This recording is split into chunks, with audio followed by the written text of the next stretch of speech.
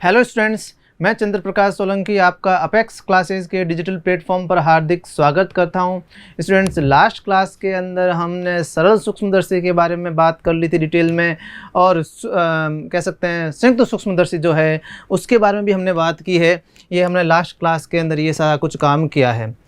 Students, आपको याद होगा लास्ट क्लास के अंदर हमने संयुक्त सूक्ष्मदर्शी के अंदर रचना जो भी कह सकते हैं कैसा लेंस रहेगा, और बड़ा कौन छोटा कौन रहता है, क्यों रहता है, बड़ा बन जाने पर क्या प्रॉब्लम आती है, उस प्रॉब्लम को हम ठीक कैसे करते हैं, और जितनी भी चीज़ें हैं जो भी दूरियां वगैरह है वो हमने सब इसके अंदर देख रखी है, लिख रखी है। और हमने आवर्धन के बारे में कह सकते हैं कोणीय आवर्धन कहे हैं, या फिर आवर्धन समता जो है उसका जो सूत्र जो है बीटा अपॉन अल्फ़ा। अब हमें जो है इस आवर्धन क्षमता का ही संयुक्त सूक्ष्मदर्शी के लिए एक सूत्र स्थापित करना है, जो कि आज हम उसको पढ़ेंगे। ठीक है, आवर्धन क्षमता का सूत्र। ठीक है,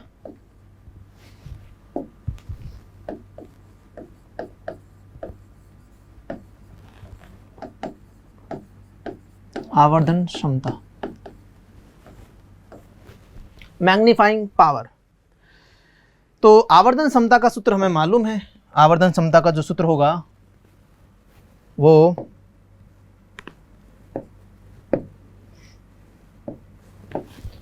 m is equals to beta upon alpha. ठीक है, जब m और अल्फा बहुत छोटे हो तो m जो है वो tan beta upon tan alpha के बराबर होगा। बीटा लगभग tan बीटा के और अल्फा लगभग tan अल्फा के बराबर होता है जब ये अल्फा और बीटा छोटे होते हैं। समझना गई होगी बात। अब ये tan अल्फा और tan बीटा की वैल्यू हम निकालेंगे फॉर्मूले से। तो सबसे पहले tan बीटा की वैल्यू निकालते हैं फॉर्मूला से। फॉर्मूला में देखिए बीटा किस वाले समकोण त्रिभुज में आता है। दो समकोण त्रिभुज में बीटा आ रहा है, एक ये समकोण त्रिभुज और एक ये समकोण त्रिभुज जिसमें बीटा आ रहा होता है। और सरल सूक्ष्मदर्शी की तरह ही हम कोई भी एक समकोण त्रिभुज को लेकर बीटा निकाल सकते हैं। रॉन्ग या फिर दोनों में अलग अलग नहीं आता, बीटा सेम ही रहता है, tan बीटा का मान सेम रहेगा, भले आप दोनों ही त्रिभुजों से निकालिए। तो हम तो जो सुविधाजनक है और जिसमें हमें निकालना चाहिए, जिन पदों में हमें चाहिए वैसा ही वही tan बीटा निकाल, तो मैं छोटे वाले में निकालूंगा, छोटे वाले समकोण त्रिभुज से। तो उसके अंदर tan बीटा बराबर लंब बटा आधार। लंब है a डैश b डैश और आधार है ue। ये देख लीजिए, आधार वस्तु की दूरी, इस वाले लेंस के लिए ये आधार है जो है ue। तो a डैश b डैश बटा ue, a dash b dash बटा ue अपॉन अल्फा। अल्फा, अच्छा एक बात जो है, हमें जो मान रखने के साथ साथ चिन्ह भी रखने पड़ेंगे, चिन्ह परिपाटी के अनुसार मान रखने पड़ेंगे। तो अभी हमने जो मान रखा a डैश b डैश, उसका जो धनात्मक रहेंगे ऋणात्मक, नीचे की तरफ है तो ऋणात्मक, और ue जो कि इस तरफ मापने पर आएगा, इस तरफ, तो जो भी क्या है ऋणात्मक। ये बात ध्यान रखें, ue भी ऋणात्मक क्योंकि धनात्मक दिशा ये रही, तो ऋणात्मक दिशा इस तरफ मापना, ऋणात्मक दिशा ये माइनस, ये माइनस के, ये दोनों ही माइनस के। ओके, अपॉन में क्या आएगा tan अल्फा। tan अल्फा इससे निकालेंगे, ये हो गया देखो लंब बटा आधार। लंब है AB और आधार है D, AB बटा D, और D देखिए इस तरफ है तो नेगेटिव और AB ऊपर है पॉजिटिव, AB बटा D। इसमें AB है वो नेगेटिव होगा। अब इसको कैसे लिख सकते हैं फाइनली, माइनस माइनस ये प्लस हो गया, फाइनली ये वाला माइनस बचा है तो इसको लिखेंगे, फाइनली एक माइनस रहेगा, a dash b dash upon ab और इनटू d अपॉन ue।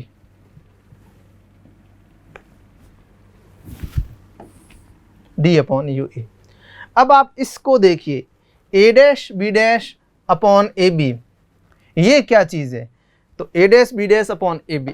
तो a डैश b डैश आप देखेंगे इसके लिए है प्रतिबिंब, इसके लिए ये प्रतिबिंब है, अपॉन ए बी प्रतिबिंब की ऊंचाई है।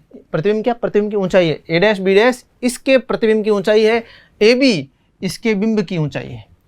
तो उधर है a dash b dash upon A B, इसका मतलब बिंब की ऊंचाई, प्रतिबिंब की ऊंचाई बटा बिंब की ऊंचाई, a dash b dash upon A B, तो प्रतिबिंब की ऊंचाई बटा बिंब की ऊंचाई, इसके लिए प्रतिबिंब की ऊंचाई बटा बिंब की ऊंचाई। तो ये चीज आपने कभी सुनी है? प्रतिबिंब की ऊंचाई बटा बिंब की ऊंचाई क्या होता है? आवर्धन। किसका? तो ये किस वाले के प्रतिबिंब और बिंब की ऊंचाइयां हैं? इस वाले लेंस के लिए। तो ये अभिदृश्यक का आवर्धन हो गया। तो ये तो जो है वो है आवर्धन, ये वाला जो है वो आवर्धन है। किसका है? अभिदृश्यक लेंस का। अभिदृश्यक लेंस जिसको हम ओ से वगैरह से दर्शाते हैं, तो ये अभिदृश्यक लेंस का आवर्धन हो गया। और आवर्धन जो होता है किसी भी लेंस का, उसका मान होता है v अपॉन यू। तो ये भी तो आवर्धन ही है, प्रतिबिंब की ऊंचाई बटा बिंब की ऊंचाई, किसका? अभिदृश्यक लेंस का। तो इसको v बटा यू नहीं लिख सकते? आवर्धन ही तो है, m लिख सकते हैं, v बटा यू लिख सकते हैं। तो मैं इसको लिखूंगा v बटा यू।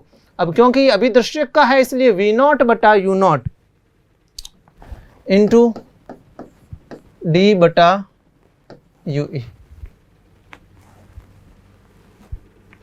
ये देखिए इस तरीके से मान आ गया अपने।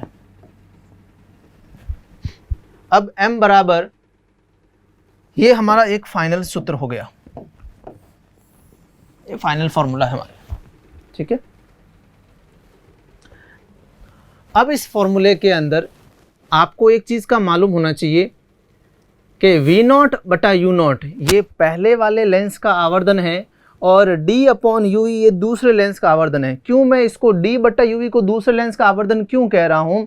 क्योंकि एक बात जो आपको बतानी थी अब बता रहा हूँ कि जैसे कि मान लीजिए कोई दो लेंस है लगे हुए हैं, तो एक लेंस के कारण अपना एक आवर्धन है m1 है, एक लेंस ऐसा लगा है जिसका आवर्धन m2 है, दूसरा लेंस इसका है जिसका खुद का आवर्धन, अपना इंडिविजुअल आवर्धन जो है वो m2 है, तीसरा एक लेंस ऐसा जिसका आवर्धन m3 है। ऐसे बहुत से लेंस है जिनका आवर्धन m1 m2 m3 dot n lens है, तो लास्ट में आवर्धन mn हो जाएगा। तो जब अपन उन लेंसों को लगाते हैं तो हमें एक नई आवर्धित वस्तु, मतलब बहुत ज़्यादा आवर्धित हो जाती है वस्तु। तो जो फाइनली ये निकाय बना, इन सभी लेंसों के जुड़ने से जो निकाय बना, उस निकाय का जो आवर्धन होता है वो m इक्वल्स टू होता है m1 गुणा m2 गुणा m3 गुणा डॉट डॉट डॉट, इस तरीके से। ये जो इन सब का जो गुणा है, जो लेंस जुड़े हुए हैं उनके खुद के आवर्धन का जो गुणा है, गुणनफल है, वो उस निकाय, जितने लेंस लगाए हुए हैं उनको एक अगर निकाय मान लिया जाए, उनको अगर एक लेंस मान लिया जाए, तो उस एक लेंस का आवर्धन होता है इस तरीके से। और यहाँ पर भी तो ऐसा ही हुआ है, दो लेंस लगे हुए हैं, एक ये। तो इसका मतलब दोनों के कारण जो वस्तु का जो आवर्धन होगा, जो ओरिजिनल वस्तु है उसका जो आवर्धन होगा, उन दोनों के अलग अलग आवर्धनों के गुणनफल के बराबर होगा। तो देखिए ये तो m1 प्रूव हो गया है, ये हमें मालूम ही है m1 होता है, ये है ना। और ये देख लीजिए ये क्या है, वस्तु की दूरी v और u है या नहीं है। आप ये देखिए ये v की जगह v नहीं है, क्योंकि आप देखें इसमें ये v ये हो गया, ठीक है, और बटा u दे रखा है, ये v बटा u। तो आप कह सकते हैं इस केस में भी कि ये जो d बटा यू ये नहीं, तो इससे तो स्पष्ट मालूम पड़ रहा है कि ये एक लेंस का आवर्धन है और ये दूसरे लेंस का आवर्धन है, ठीक है। तो ये हम कह सकते हैं क्योंकि हमें ये फॉर्मूला मालूम है ना, ये फॉर्मूला हमें मालूम है, अभी आपको मालूम पड़ चुका है ये फॉर्मूला है। दो लेंस या तीन से दो लेंस लगे हुए हैं, तो जो फाइनली जो वस्तु है उसका जो आवर्धन होगा उन दोनों लेंसों के आवर्धनों के गुणनफल के बराबर होगा, m1 गुणा m2। तो ये दो लेंस लगे हुए, तो ये पहले का आवर्धन है, तो ये दूसरे का आवर्धन होगा। इस बात का आपको ध्यान रखना है। अब जो है ये अपन को फॉर्मूला मिल गया। अब ये तो सरल संयुक्त सूक्ष्मदर्शी के लिए यूनिवर्सल फॉर्मूला है जो कहीं पर भी यूज़ में ले सकते हैं किसी भी स्थिति के लिए। अब हम जैसे एक सरल संयुक्त सूक्ष्मदर्शी के लिए ये वाला, जिस तरीके से हमने सरल सूक्ष्मदर्शी के लिए दो केस पढ़े थे, स्पेशल केस, जिनके लिए हमें अलग से आवर्धन क्षमता ज्ञात करनी होती है, क्योंकि वो दो स्पेशल केस है, तो उन स्पेशल केस के लिए हम स्पेशल आवर्धन क्षमताएं निकालेंगे। तो अगर उनके लिए आवर्धन क्षमताएं ज्ञात करें तो कैसी आएगी और क्या आएगी, देखते हैं इसमें।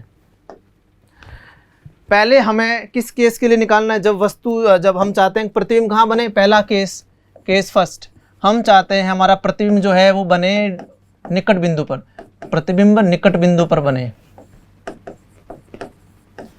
प्रतिबिंब निकट बिंदु पर बने। ये इस तरीके से जब प्रतिबिंब निकट बिंदु पर बने तब क्या होगा, उस केस की बात कर रहे हैं। तो इस केस में सेम सरल सूक्ष्मदर्शी की तरह है, हम चाहते हैं कि हमें ये जो प्रतिबिंब देखना है, हमें देखना है निकट बिंदु पर, हमारी आंख से निकट बिंदु पर देखना है। तो उस केस में ये कितनी बड़ी, कितनी गुनी हो जाएगी अपने ओरिजिनल की, कितनी आवर्धित हो जाएगी, हमें वो जानना है।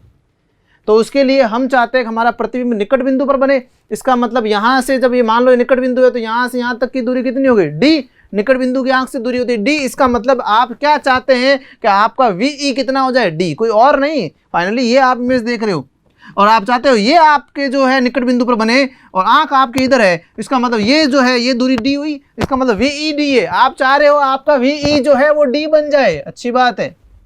आप चाह रहे हो वी डी बन जाए तो माइनस डी लिखूंगा क्योंकि इस तरफ है। वही सेम सरल सूक्ष्मदर्शी वाली कंडीशन है, माइनस डी हो जाएगा। आप वी को माइनस डी लिख दीजिए और आप लेंस फॉर्मूला लगाएंगे, लेंस सूत्र लगाएंगे। तो लेंस सूत्र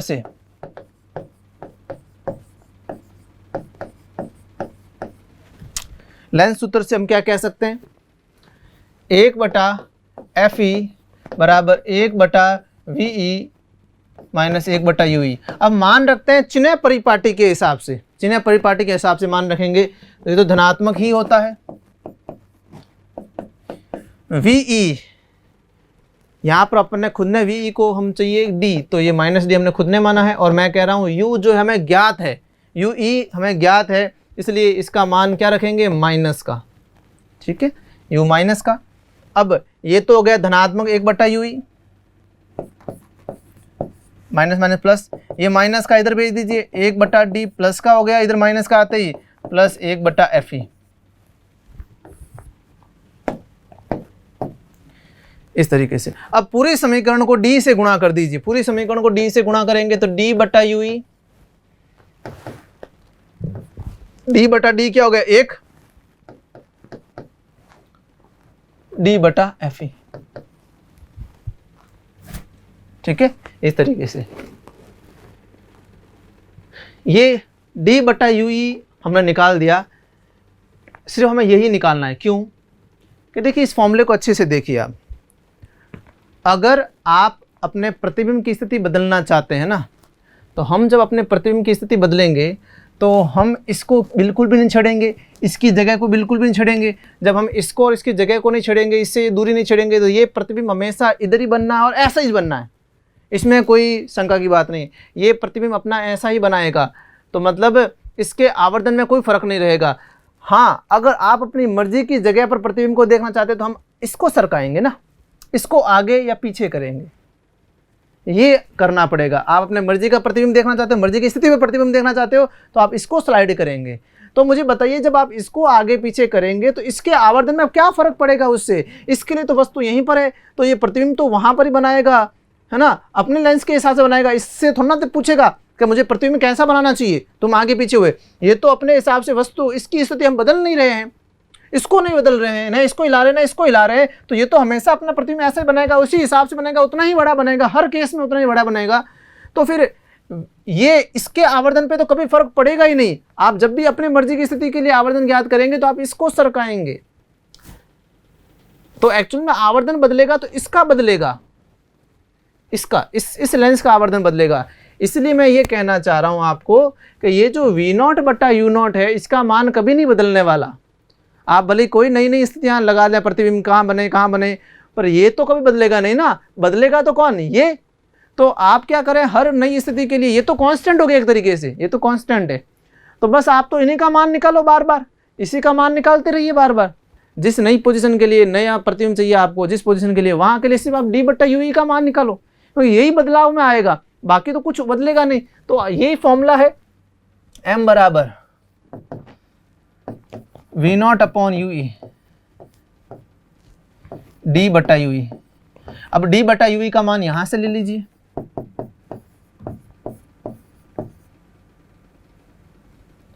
V0 यहां पर UE नहीं है,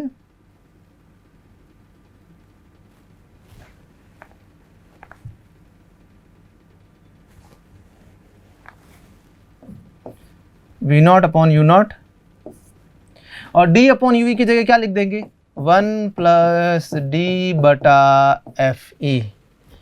ये अपना फाइनल फॉर्मूला हुआ किसके लिए,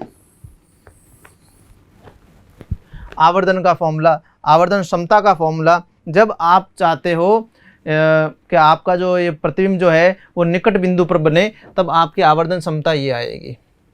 ठीक है, अच्छी खासी आवर्धन क्षमता है ये। और इसके अंदर आपको मालूम ये भी चल गया होगा, एफ ई को कम रहेंगे जितना उतना अच्छा आपके आवर्धन ज़्यादा रहेगा। तो एफ ई को कम ही रखते हैं, है ना। जो फोकस दूरी जो होती है किसकी, आई पीस की, नेत्रिका लेंस की, उसकी कम रखते हैं, क्योंकि उसकी जब कम रखेंगे जितनी कम उतना ही आपके ढंग का या बड़ा ज़्यादा आवर्धन मिलेगा, तो उसकी हम इस वजह से थोड़ी कम रखते हैं। ठीक है, अब ये वाली जो स्थिति है आपको मालूम है, मैंने जैसे सरल सूक्ष्मदर्शी में बताया है, ये कौन सी स्थिति है, तनाव युक्त स्थिति है या फिर तनाव मुक्त स्थिति है।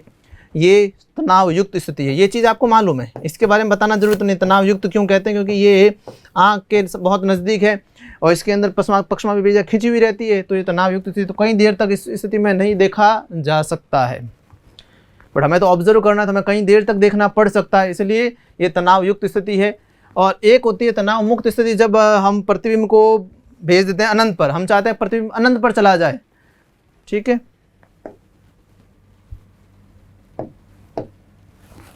केस 2,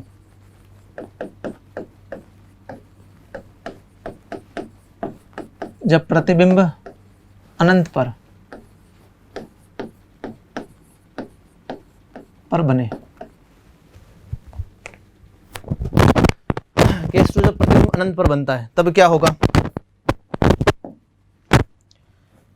तो आपने डिसाइड खुद नहीं किया है कि आप अनंत पर बनाना चाहते हो प्रतिबिंब, तो मतलब वी का मान जो है वो अनंत है। आप चाहते हैं अपना प्रतिबिंब जो है, ये वाला प्रतिबिंब जो है वो अनंत पर बन जाए। अनंत पर मतलब बहुत दूर, तो यहाँ से फिर वो क्या कह सकते हैं, वी क्या हो जाएगा, आप वी को कहाँ ले जा रहे हो, अनंत पर ले जा रहे हो, बस यही बात।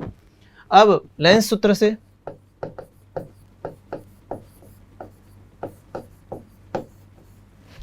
लेंस सूत्र है 1/f।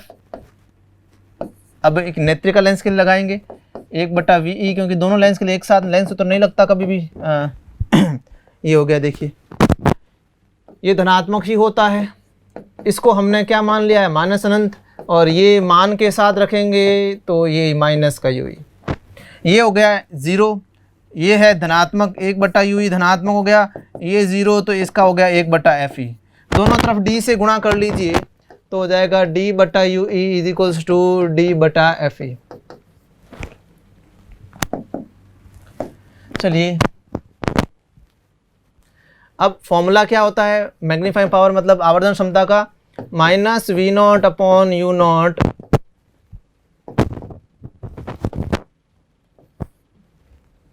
d/UE।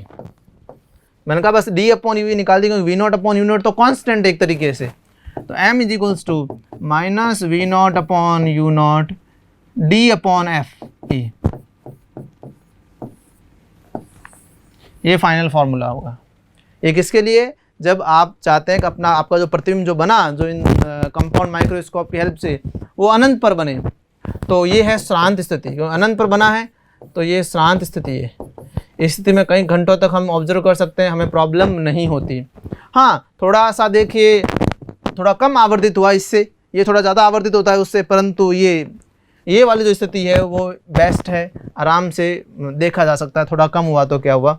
और एफ ई को आपको मालूम, मैंने कहा था थोड़ा कम रखते हैं। नेत्रिका लेंस की जो फोकस दूरी है उसको कम से कम रखा जाता है, उतना ही आपके क्या कह सकते हैं आवर्धन बढ़ जाएगा।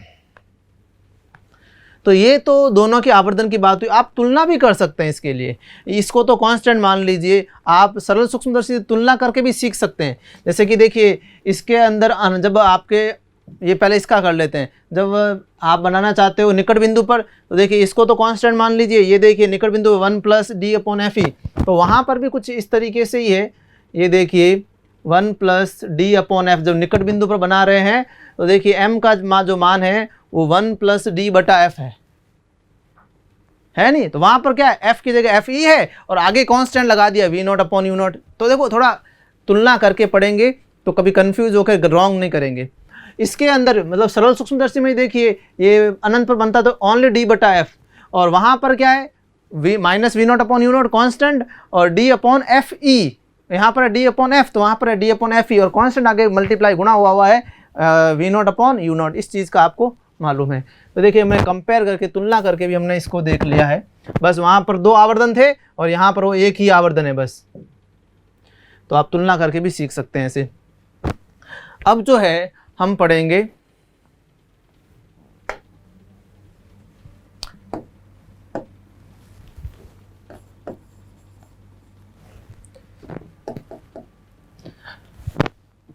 संयुक्त सूक्ष्मदर्शी की लंबाई।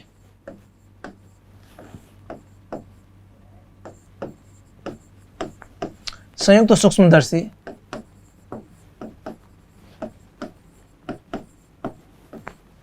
की लंबाई।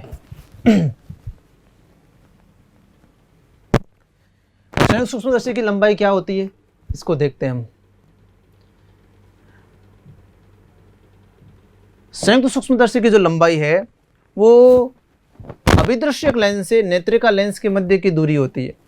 आप खुद ही देख लीजिए, अभिदृश्यक लेंस से नेत्रिका लेंस के बीच की दूरी क्या है, V not plus U not. आप देखेंगे यहाँ से यहाँ तक की दूरी क्या है, V not plus U not, sorry V not plus U E, V not plus U E. तो आप कह सकते हैं कि संयुक्त सूक्ष्मदर्शी की जो लंबाई है वो L बराबर V not plus U E है। और वी नॉट क्या है, यू ई क्या है, ये सब आप जानते हैं इस चीज़ के बारे में, वी नॉट और यू ई क्या है। कभी कभी ये नहीं दे रखे होते हैं तो हमें दूसरे सूत्र की हेल्प से इनको ज्ञात करना पड़ता है। कभी कभी यू ई निकाला ही नहीं जा सकता है, इतना प्रॉब्लम रहता है यू ई निकालने के अंदर, तो फिर हम उसमें कुछ ना कुछ एक दूसरा हिंट रहेगा। जब यू ई नहीं निकाल पाओगे उस समय हिंट क्या रहेगा उस समय हिंट ये रहेगा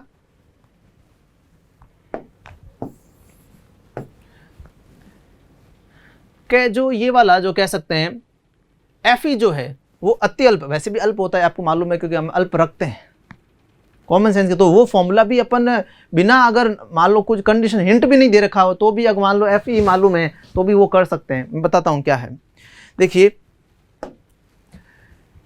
पहली बात तो इसका जो है फोकस दूरी कम ही रखते हैं क्योंकि आवर्धन ज़्यादा बने, इसके लिए इसकी फोकस दूरी ज़्यादा रखते हैं ताकि आवर्धित अच्छा हो। दूसरी बात, जब ये बहुत कम है, दिखाने के लिए बहुत ज़्यादा है, मान लीजिए फोकस दूरी हम और कम करते हैं तो फोकस दूरी और कम किया तो ये एफ ई जो है यहाँ पर आ गया, एफ ई यहाँ पर नहीं आके आप यहाँ पर आ गया, तो फिर हमको इस लेंस को और आगे लाना पड़ेगा ताकि ये वाला जो प्रतिबिंब है वो इसके एफ ओ और एफ ई के बीच में बने, नहीं ओ और ई के बीच में बने, तो हम यहाँ पर रखेंगे, फिर इस प्रतिबिंब को यहाँ पर लाएंगे, ये वाला यहाँ पर लाएंगे। अब आप देखेंगे कि भाई एफ ई और क्या नाम है यू ई की जो मान में अंतर बहुत कम रह गया, अंतर बहुत ही ज़्यादा कम रह गया है। जैसे पहले एफ ई इतना बड़ा था, एफ ई इतना है और मान लीजिए ये प्रतिबिंब यहाँ पर, ये प्रतिबिंब जैसे ये वाला यहाँ पर है, तो एफ ई और यू ई की लंबाइयों में बहुत फ़र्क है। अब आप और देखो, मैं थोड़ा और कम करता हूँ एफ ई का मान, एफ ई का मान और कम कर दें, मैं कह रहा हूँ एफ ई यहाँ पर है, ये रहा एफ ई, तो ये है फोकस दूरी यहाँ से यहाँ तक, यहाँ से यहाँ तक ये रही फोकस दूरी। अब बताइए ये प्रतिबिंब कहाँ पर होना चाहिए, ओ और एफ के बीच में, तो प्रतिबिंब कुछ यहाँ पर नहीं होगा, यहाँ पर रखना पड़ेगा। अब आप देखिए इस केस में एफ ई ये रहा और यू ई ये रहा, तो कहने का मतलब ये है, मैं ये समझा रहा हूँ कि जब मान लीजिए यू ई नहीं दे रखा हो और नहीं आप ज्ञात कर सको तो उस समय कॉमन सेंस की बात है, आपको एफ ई और यू ई को इक्वल मान लेना है, क्योंकि आपको पता है कि एक हिंट ये भी है कि ये वैसे भी छोटा ही रहता है इसकी फोकस दूरी, तो एफ ई और यू ई इक्वल मान सकते हैं। नहीं तो क्वेश्चन में ज़्यादातर कहता है कि अब नेत्रिका लेंस की फोकस दूरी अति अल्प है, ठीक है, तो अति अल्प है उस केस में, फिर उस केस में मतलब क्या है, अति अल्प होने का मतलब है कि एफ ई और यू ई की जो लंबाई है वो आपस में बराबर है। तो क्योंकि जब बहुत अति अल्प होता है एफ ई तो यू यहाँ के नाम प्रतिबिंब यहाँ पर बनेगा, तो ये दूरी और ये दूरी बहुत ही मतलब आपस में बराबर ही है। तो आप समझ गए होंगे करना क्या है कि जब फोकस दूरी इसकी कम हो या फिर आप जब यू ई नहीं निकाल पाओ उस समय यू ई एफ ई आपस में बराबर मान लीजिए, यू ई और एफ ई को आपस में बराबर मान लेंगे। तो जब फोकस दूरी बहुत कम होती है अभिनेत्र लेंस की, उस समय UE और FE आपस में बराबर होते हैं। इस बात का ध्यान रखना। और एक और बात, इस फॉर्मूले में मान रखते समय चिन्ह परिपाटी का प्रयोग मत कर देना, क्योंकि आप कह रहे हैं इन दोनों की लंबाइयों का योग, है ना, इन दोनों की लंबाइयों का योग कर रहे हैं और लंबाई धनात्मक ही रखनी है आपको दोनों। तो योग कैसे होगा? यूँ थोड़ा ना होगा। जैसे मान लीजिए ये मान लीजिए 10 है और ये 5 है, ये 10 प्लस का, ये 5 माइनस का, तो इन लंबाई क्या 5 ही हुई? आप खुद बताइए। यहाँ से यहाँ 10 है, ये यहाँ से यहाँ तक 5 है, 10 और 5 तो 15 होते, मतलब पूरी यहाँ से यहाँ दूरी 15 हुई। और चिन्ह परिपाटी के हिसाब से मान रख दिया तो गड़बड़ हो जाएगी। तो चिन्ह परिपाटी के हिसाब से मान नहीं रखेंगे इस वाले सूत्र के अंदर। ये वाले बात और मैंने इसमें आपको समझा दी है। इस तरीके से हमने इसकी लंबाई वगैरह ये भी हमने ज्ञात कर दिया है इसके अंदर, संयुक्त सूक्ष्मदर्शी के अंदर।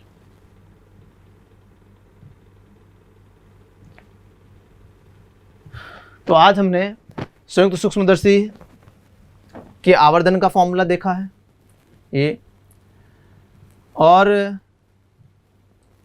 केस किए हैं 2, जब अनंत पर बने तब कैसा आवर्धन, और जब यहाँ बने अनंत पर और D पर बने, दोनों के लिए आवर्धन हमने देख लिया। और ये संयुक्त सूक्ष्मदर्शी की जो है लंबाई है उसके लिए ये वाला सूत्र आपको दे दिया गया है। नेक्स्ट क्लास के अंदर हम इस टॉपिक को और आगे बढ़ाएंगे। Thank you. सब्सक्राइब करें हमारा apex classes edutech YouTube channel, साथ ही बेल आइकन को क्लिक करना बिल्कुल ना भूलें, ताकि आगे आने वाले सभी यूट्यूब वीडियोस की अपडेटेड नोटिफिकेशंस सबसे पहले आपको मिले। Apex classes edutech, subscribe now.